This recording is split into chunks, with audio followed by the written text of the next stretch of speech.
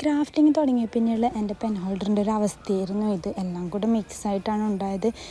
ഒട്ടും സ്പേസ് ഇല്ലായിരുന്നു. അപ്പോൾ അന്ന് ഞാൻ വിചാരിച്ചത് ഇതേപോലെ കളർ പേപ്പേഴ്സ് വെച്ചിട്ടൊരു പെൻ ഹോൾഡർ ഉണ്ടാക്കിയായിരുന്നു. അങ്ങനെ പിൻട്രസ്റ്റിൽ തപ്പിയിട്ട് ഒരു പെൻ ഹോൾഡറിൻ്റെ ഡിസൈൻ ഞാൻ ഏകദേശം കണ്ടുപിടിച്ചു.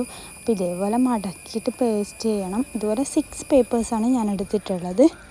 അപ്പോൾ നിങ്ങൾക്കതിൻ്റെ മോഡൽ കാണിക്കാൻ ഞാനിവിടെ ഒന്ന് മാത്രമേ ഉണ്ടാക്കുന്നുള്ളൂ. പിന്നെ ഷോർട്ട്സ് ആയതുകൊണ്ട് തന്നെ എനിക്കെല്ലാം ഇതിനകത്ത് ആഡ് ചെയ്യാനും പറ്റുന്നില്ല. അപ്പോൾ മാക്സിമം ഷോർട്ടാക്കിയിട്ടാണ് വീഡിയോ എടുത്തിട്ടുള്ളത്.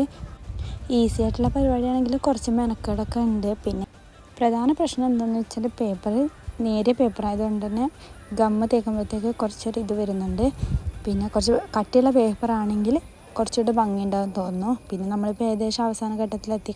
ഇനി താഴ്ഭാഗം അടക്കുക വേണ്ടു. അപ്പോൾ അല്ലെങ്കിൽ അതിലൂടെ പെൻസിലും പെന്നൊക്കെ താഴേക്ക് പോകുമല്ലോ. അപ്പം അവിടെ ഒരു ബ്ലോക്ക് ചെയ്യണമല്ലോ.